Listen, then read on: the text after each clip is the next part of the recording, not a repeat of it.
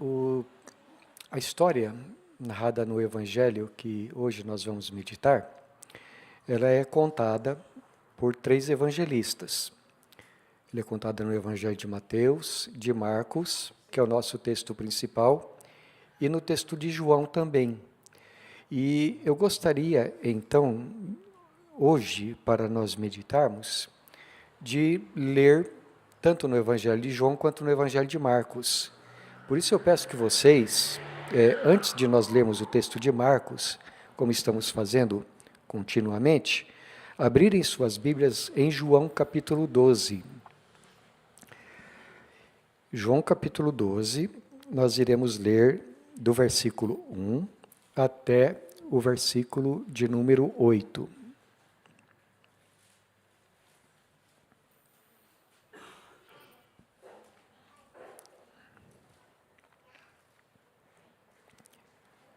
A Bíblia diz assim: 6 dias antes da Páscoa, foi Jesus para Betânia, onde estava Lázaro, a quem ele ressuscitara dentre os mortos. Deram-lhe, pois, ali uma ceia. Marta servia, sendo Lázaro um dos que estavam com ele à mesa. Então Maria, tomando uma libra de bálsamo de nardo puro, muito precioso, ungiu os pés de Jesus e os enxugou com seus cabelos. E encheu-se toda a casa com o perfume do bálsamo.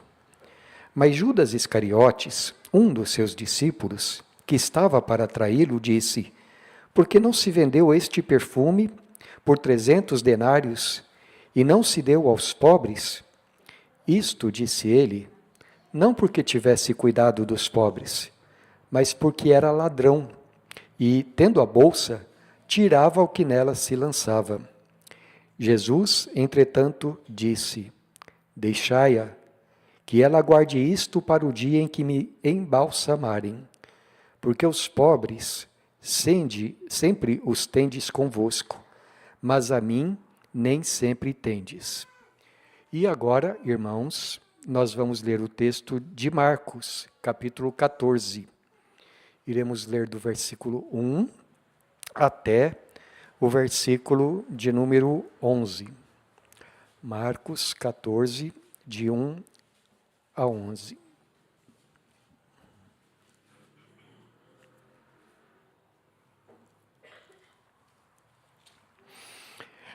Dali a 2 dias era a festa da Páscoa e a festa dos pães asmos.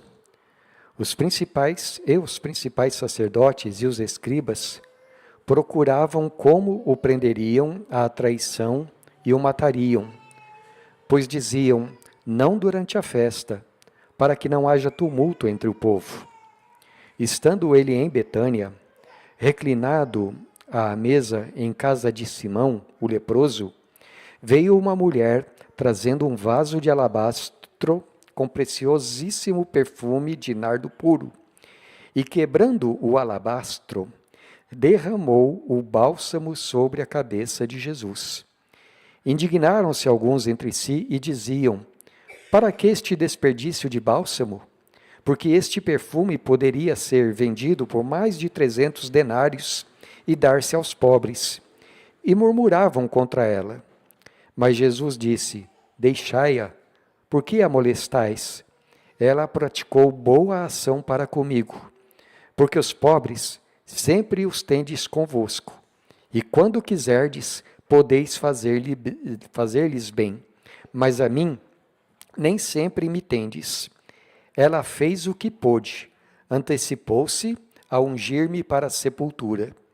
Em verdade vos digo, onde for pregado em todo o mundo o Evangelho, será também contado o que ela fez, para a memória sua.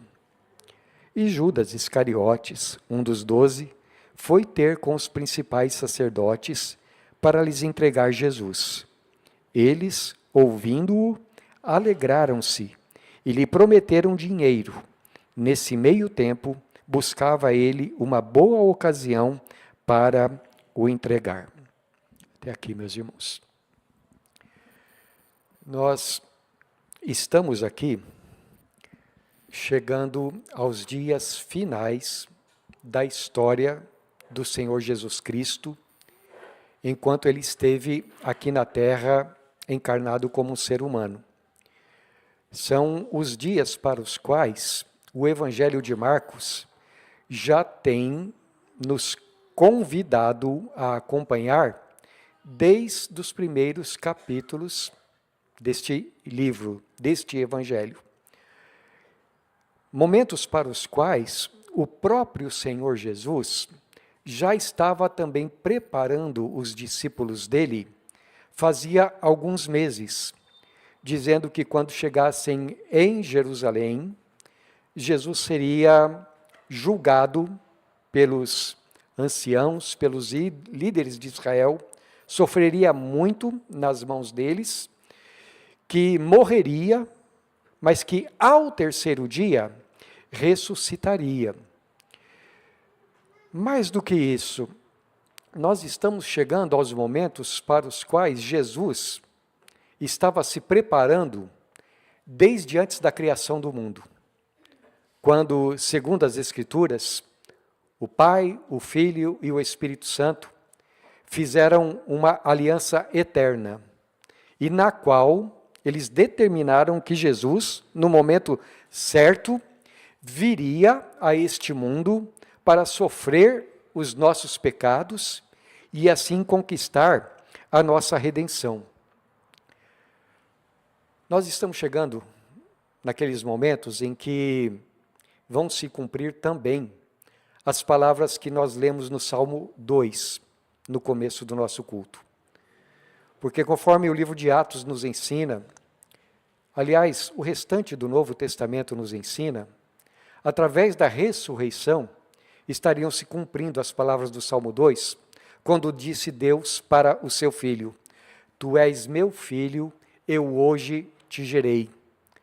Pede-me, e eu te darei as nações da terra por herança. E todo aquele que se rebelasse contra o Filho de Deus, iria, ao invés de pertencer ao Filho de Deus, sofrer a ira de Deus, por ter rejeitado ao Senhor Jesus Cristo. Mas chegaria o momento que, conforme diz também o Salmo 2, os gentios diriam assim: rompamos os seus laços e sacudamos de nós as suas algemas. Aquele ato de rebelião contra o Senhor, que fariam conspirações contra ele, mas Deus do céu, Deus de lá do céu, estaria rindo dos reis desta terra, porque não há quem possa se revoltar contra Jesus e permanecer incólume diante de Deus. Ao nome de Jesus, ou diante do nome de Jesus, todo joelho se dobrará, toda língua confessará que Jesus Cristo é o Senhor. Mas, meus irmãos, é notável também que, assim, quando nós olhamos para a história aqui de Marcos capítulo 14, aliás, para a Bíblia inteira, nós vemos algo de misterioso e maravilhoso ao mesmo tempo.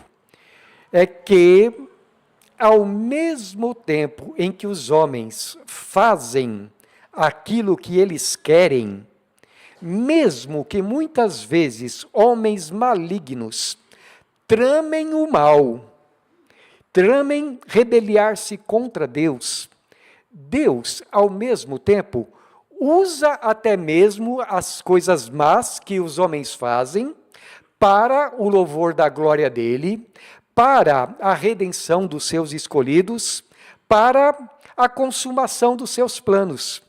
E neste sentido, até a ira humana, ela se torna numa maneira de Deus ser glorificado. Então a gente vai lendo o texto e vai percebendo assim: homens maus praticando o mal, mas Deus usando estas coisas todas para que os planos dele sejam realizados. Estavam chegando os dias da Páscoa. Duas festas que eram uma seguida da outra, a Páscoa e depois os pães asmos. E os sacerdotes e escribas e outros líderes de Jerusalém, eles se reuniram como fariam para prender Jesus e depois disso matá-lo. Mas eles disseram assim: olha, tem muita gente em Jerusalém. alguém calculou que a cada festa da Páscoa, pelo menos 250 mil carneiros eram oferecidos em sacrifício pelos pecados de Israel. Mas para que esta Páscoa, que consistia em comer da carne daqueles animaizinhos que eram sacrificados, precisava pelo menos 10 pessoas, de acordo com a lei. Então você consegue imaginar quanta gente deveria ter em Jerusalém naqueles dias de Páscoa? E os escribas e os fariseus e as demais autoridades queriam prender Jesus, mas sabiam que se eles mandassem soldados para prender o Senhor durante a festa, aquilo poderia causar um tumulto tremendo. Então eles disseram assim: vamos prendê-lo, mas não durante a festa, para que não aconteça um alvoroço na cidade. Mas, meus irmãos, que coisa interessante. Eles poderiam estar determinando que seria depois da Páscoa, mas Deus havia determinado outra coisa, porque os irmãos sabem que a festa da Páscoa era para comemorar o dia em que Deus libertou o seu povo de Israel lá na terra do Egito. E ali, então, na primeira Páscoa, foi sacrificado o cordeiro, foi sacrificado o seu sangue colocado nas portas. O povo comeu durante a noite, porque no dia seguinte Deus iria libertá-los, e esta era a instituição. Então, seria a festa que comemoraria isto, a libertação do povo de Deus.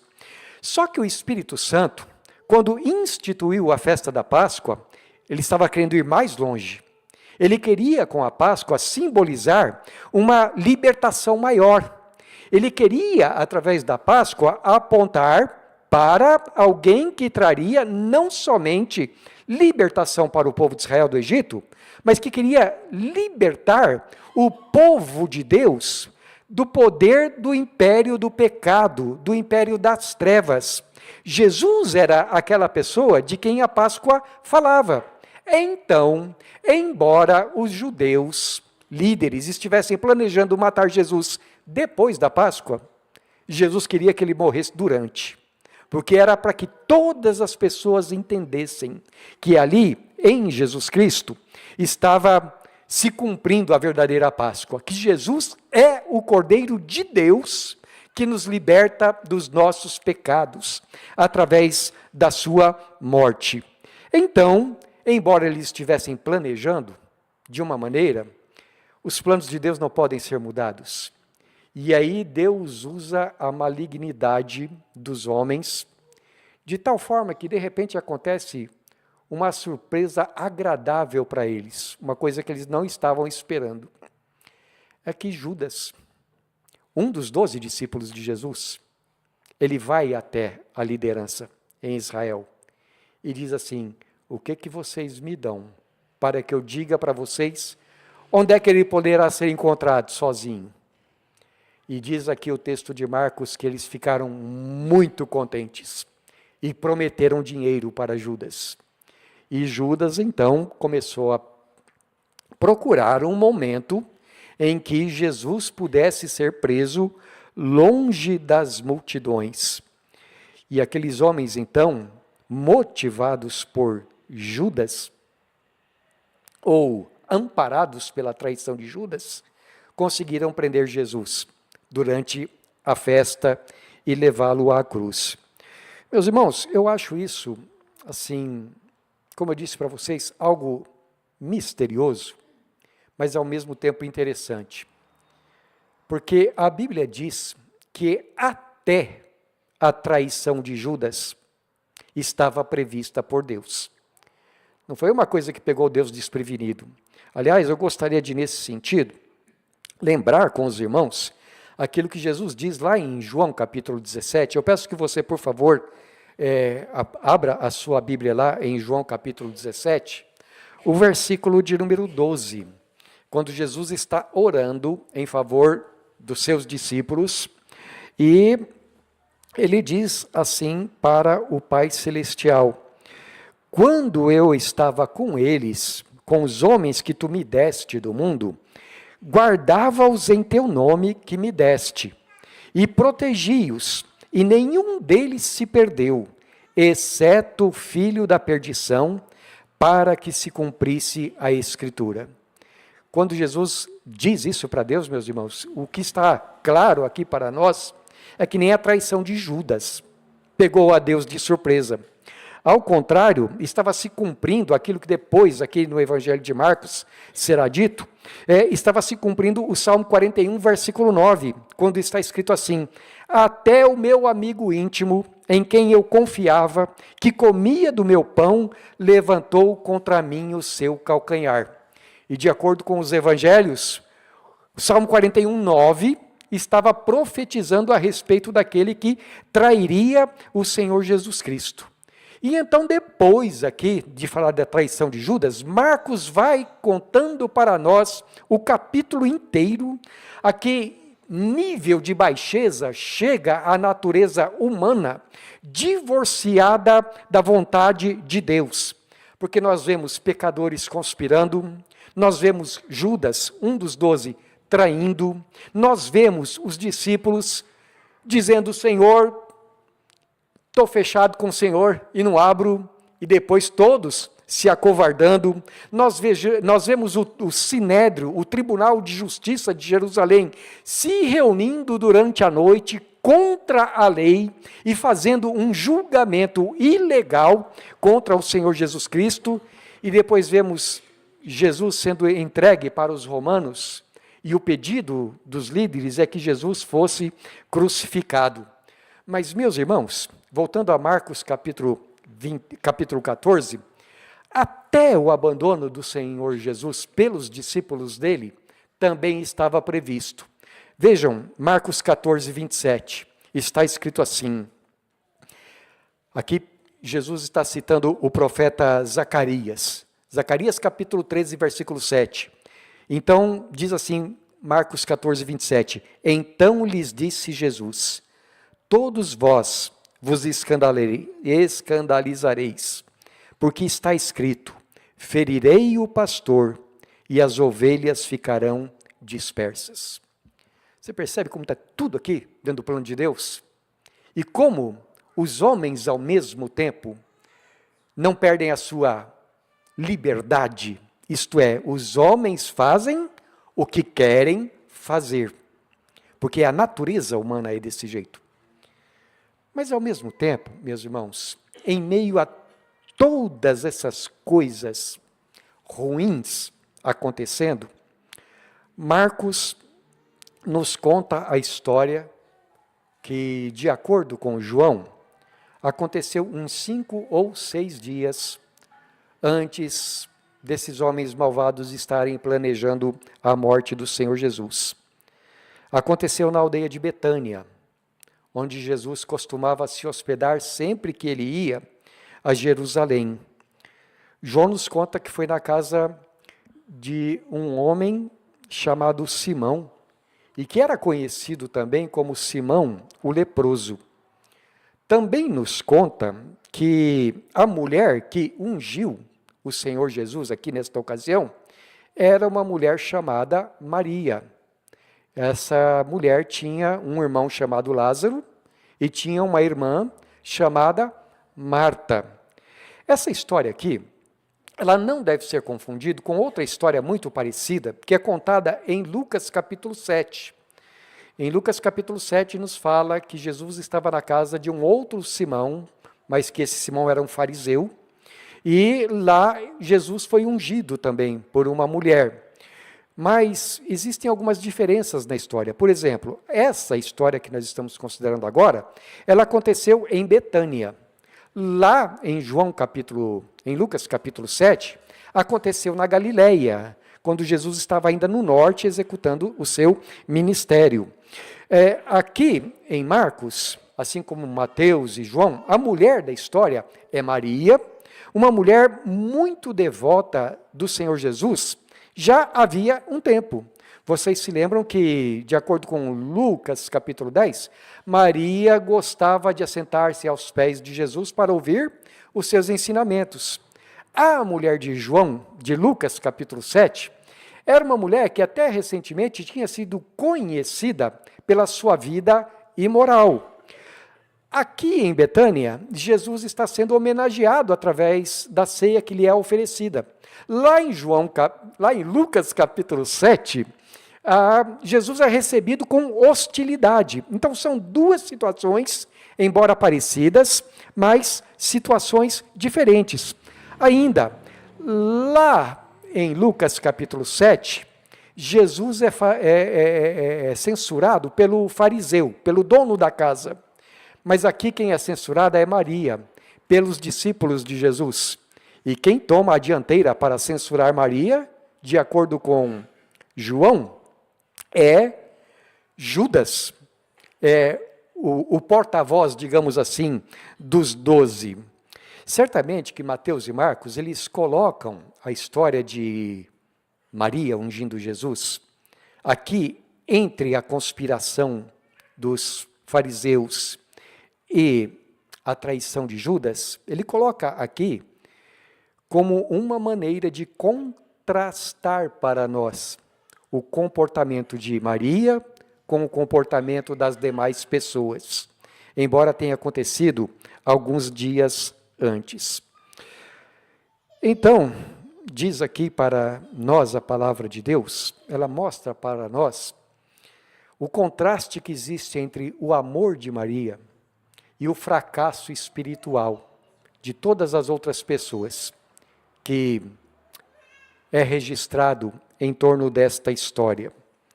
O ódio e o fracasso dos inimigos do Senhor. Como é que acontece? Maria, irmã de Lázaro e Marta, ela toma um vaso de alabastro. Vou falar vaso de gesso daqui para frente, que fica mais fácil para mim. E esse vaso de gesso, ele contém um perfume caríssimo. Perfume de nardo, eu penso que assim como eu, nenhum de vocês conhece como é. Né? Ele é feito com uma raiz que é importada da Índia. E por causa dessa distância, também era algo muito caro.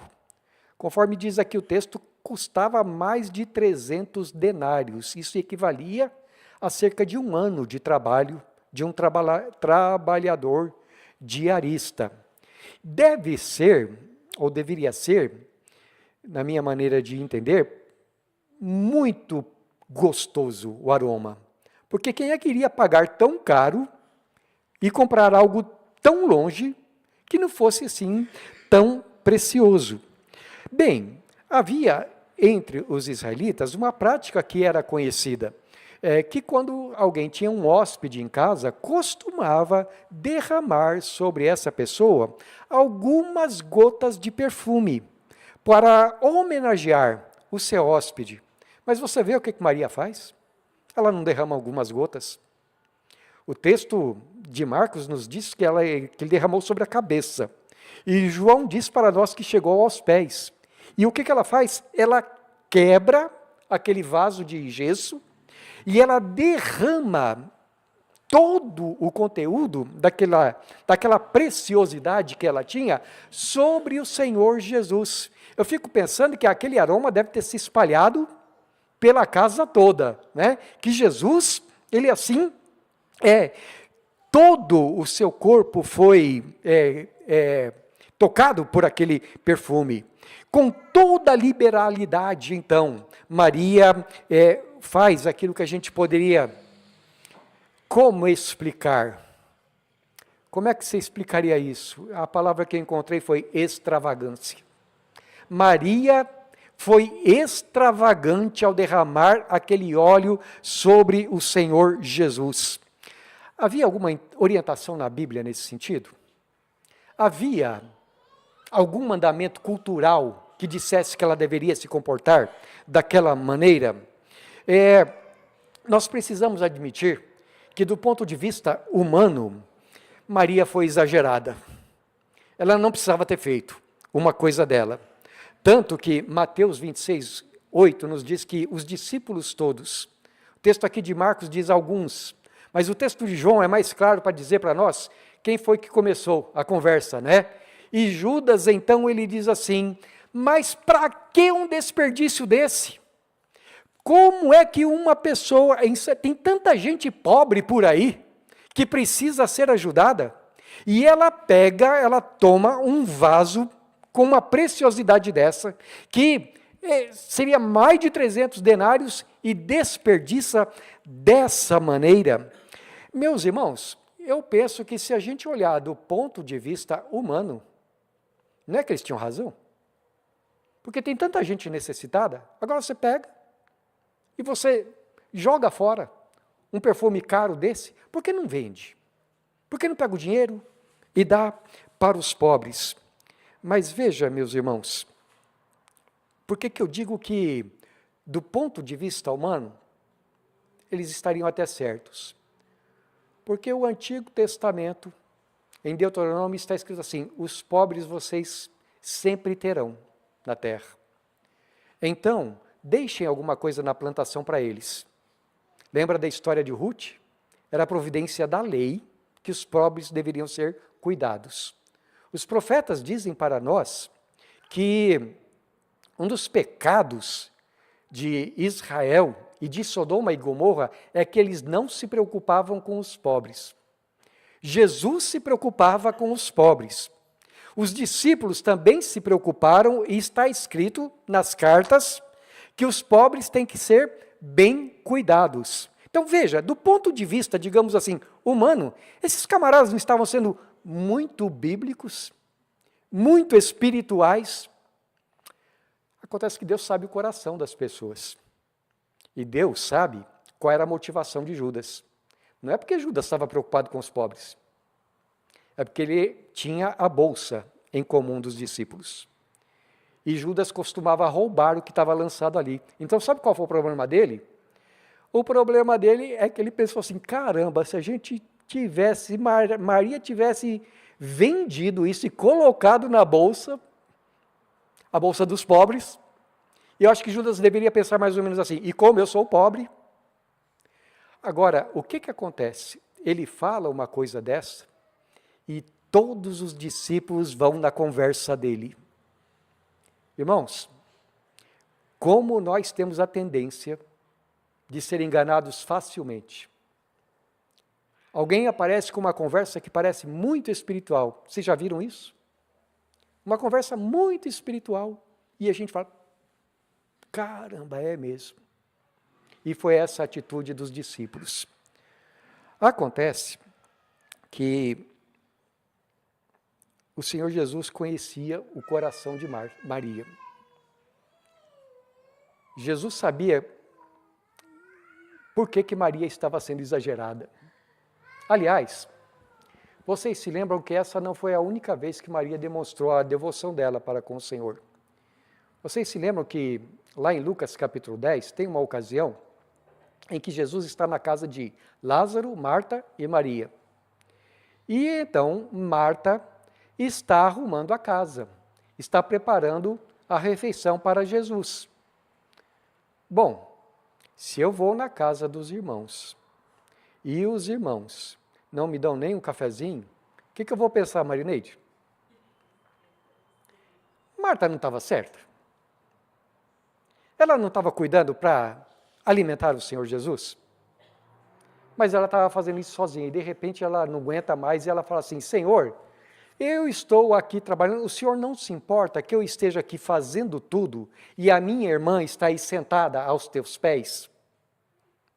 Quer dizer, não está fazendo nada? E Jesus diz assim para ela: Marta, Marta, você está tão agitada, preocupada com tanta coisa, mas Maria escolheu a boa parte. Você percebe como o coração de Jesus e o coração de Maria eram sintonizados? E como ele sabia o que ia por dentro da mente dela? A mesma coisa está acontecendo aqui.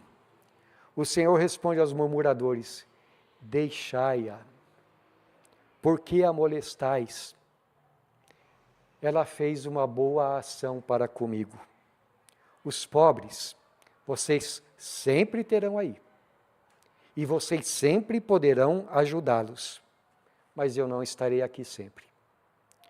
Ela fez o que pôde, porque ela me preparou para, um evangelho diz assim, para a sepultura, o outro fala, para o meu embalsamamento. É a mesma coisa. Algumas pessoas chegam a pensar que pelo fato de Maria ser uma crente, que sentava-se aos pés de Jesus e prestava atenção no que ele falava, ela sabia o que iria acontecer em Jerusalém, que Jesus seria morto. E então ela estava preparando já o Senhor Jesus para o seu sepultamento. Eu acho que não é bem assim.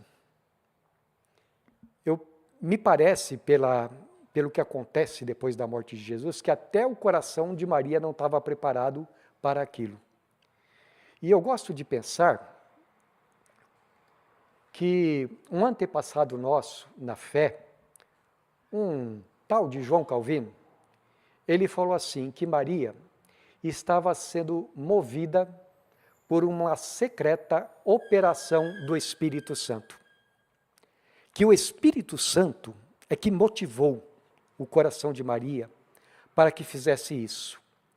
E, meus irmãos, eu não encontro outra explicação para Maria fazer isso, a não ser o grande amor que ela tinha para com o Senhor Jesus.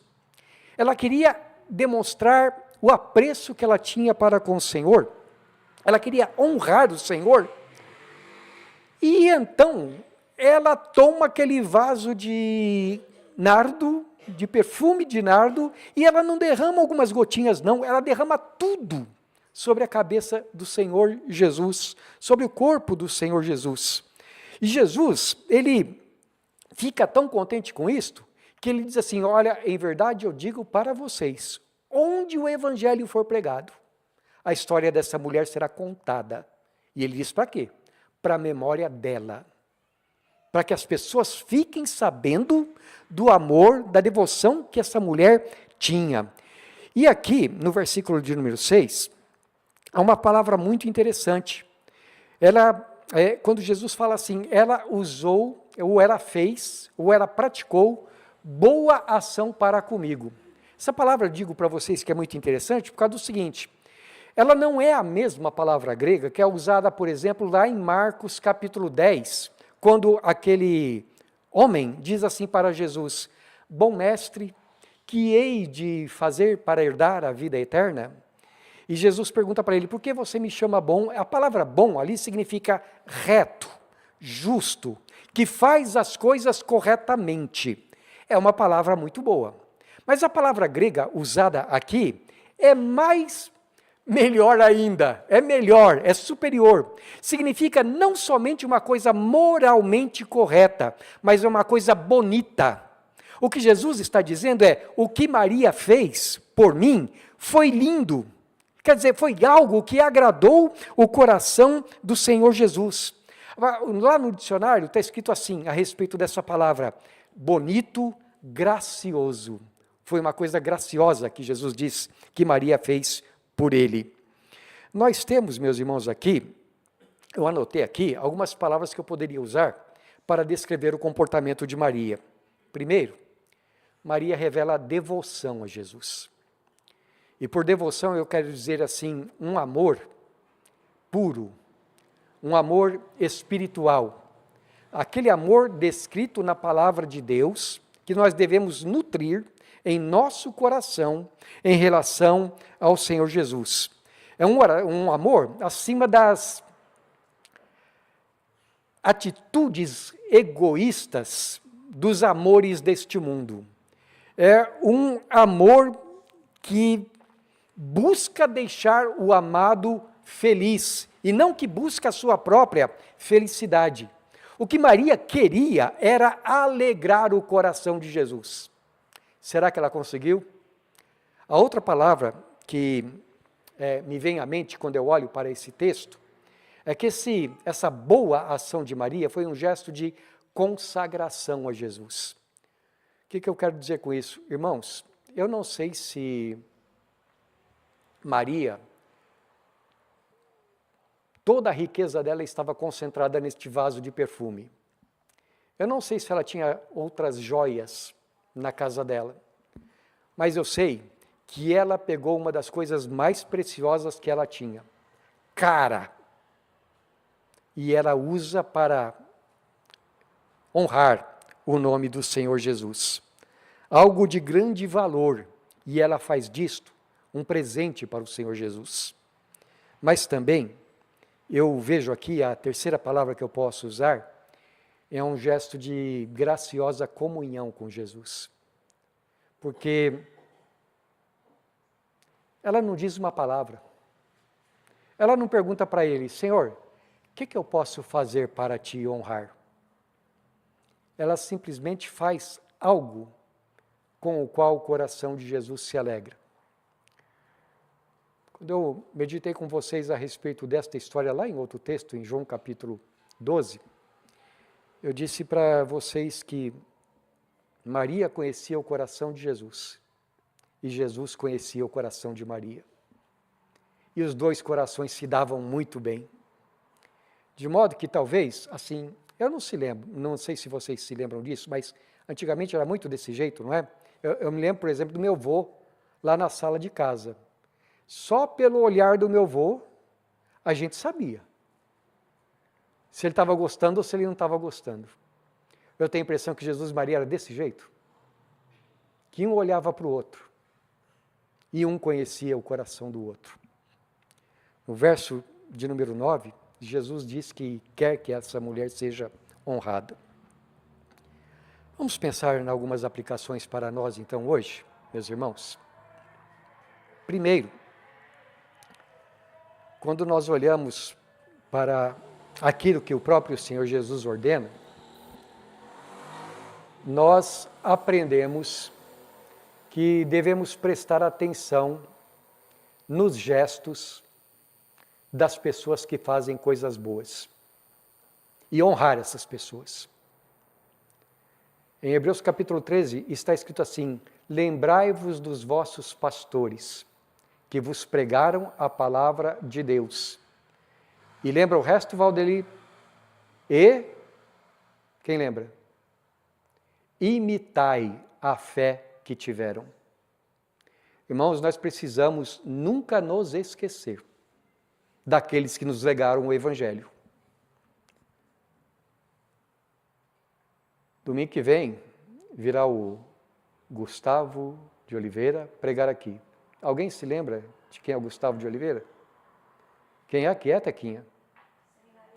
É o seminarista. E que mais que a gente, toda vez que lembra ele, neto do pastor Israel. Cada vez que eu olho para aquele moço, eu me lembro do reverendo Israel. Quem aqui? Bom, eu ia perguntar quem não se lembra. Alguns aqui não o conheceram. Mas foi o pioneiro aqui, não foi? Na nossa igreja. A Bíblia diz que a gente nunca deve se esquecer com pessoas assim, com pessoas desse jeito. E que nós devemos ser profundamente gratos a Deus pela vida dessas pessoas. E o que mais que a Bíblia diz? Imite a fé que eles tiveram. Então não é pouca coisa quando nós olhamos para os personagens da Bíblia e olhamos para as coisas boas que eles fizeram e aprendemos com eles.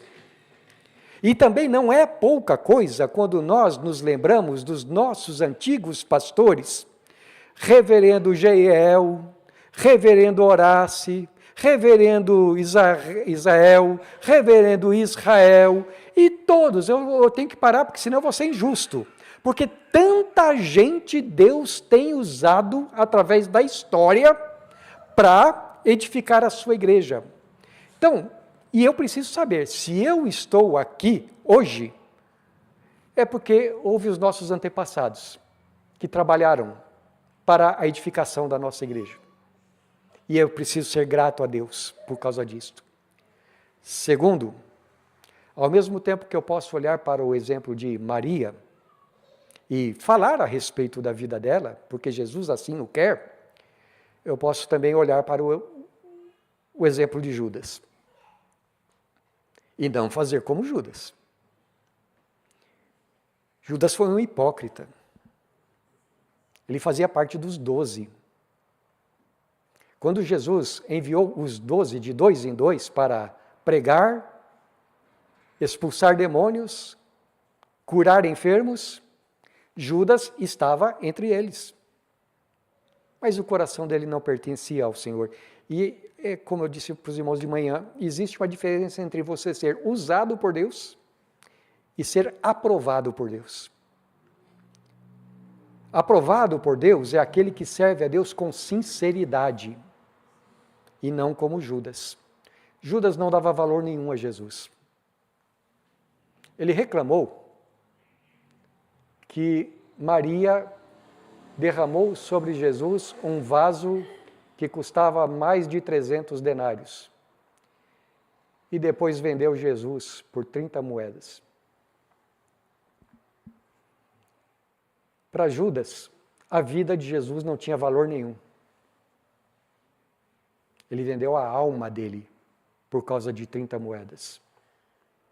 Esta semana eu vi um homem perguntando assim para outro: você daria, e aí eu peço que você faça essa pergunta aí no seu coração também, para você. Você daria os seus olhos em troca de 3 milhões de dólares? Vamos lá, Marineide. Alguém chega para você e fala assim: vamos fazer uma troca, você me dá os seus 2 olhos e eu te dou 3 milhões de dólares. Você faria isso? É claro que não. Se os teus olhos não valem 3 milhões de dólares, você não faria isso? Você não é louco? Imagina quanto vale o teu corpo inteiro. Imagina quanto vale a tua alma. A alma de Judas foi vendida por 30 moedas. Não faça como Judas. Valorize Jesus. Valorize aquele que deu a vida pelos seus pecados. Aquele que te dá eterna salvação. Irmãos, não importa aquilo que o mundo tem a nos oferecer. Que adianta um homem ganhar o mundo inteiro e perder a sua alma? Nada nesse mundo é tão valoroso quanto. Não tenhamos o espírito de Judas.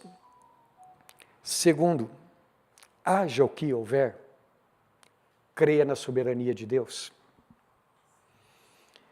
Os homens podem conspirar contra o Senhor e contra o seu ungido. Mas o que Deus faz do céu? Ele ri.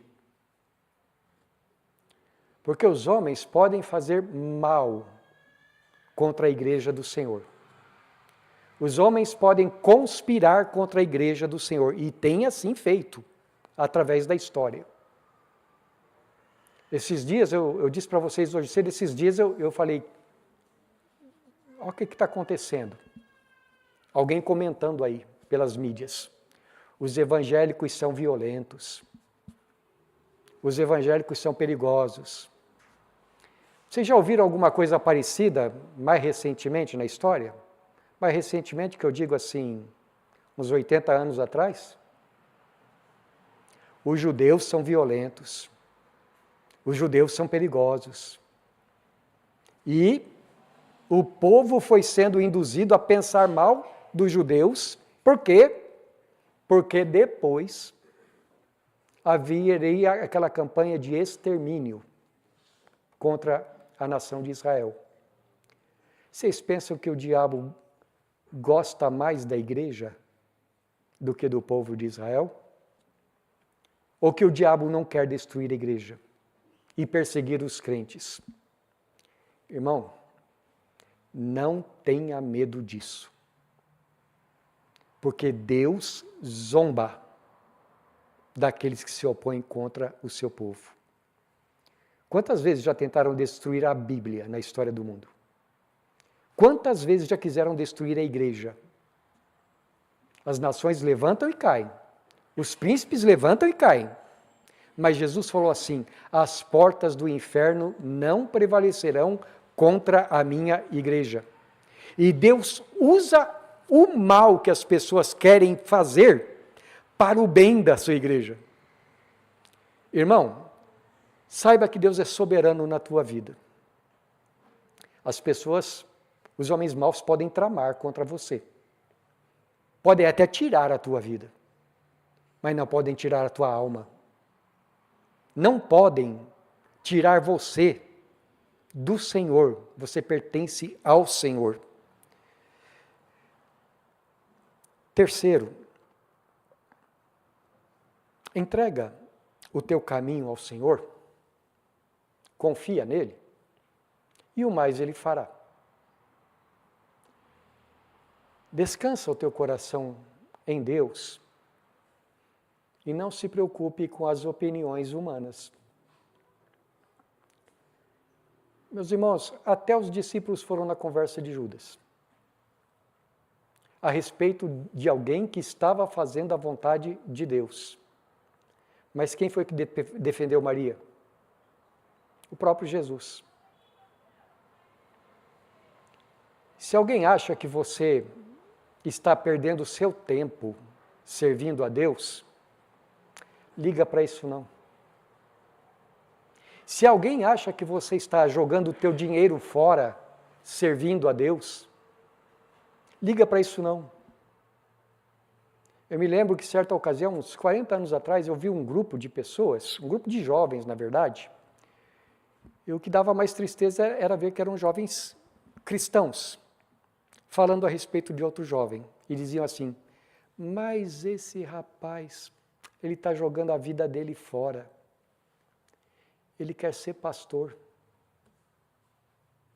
Ele não podia, primeiro, desfrutar bem a vida e depois, então, se dedicar a pregar a palavra quando ele for mais velho?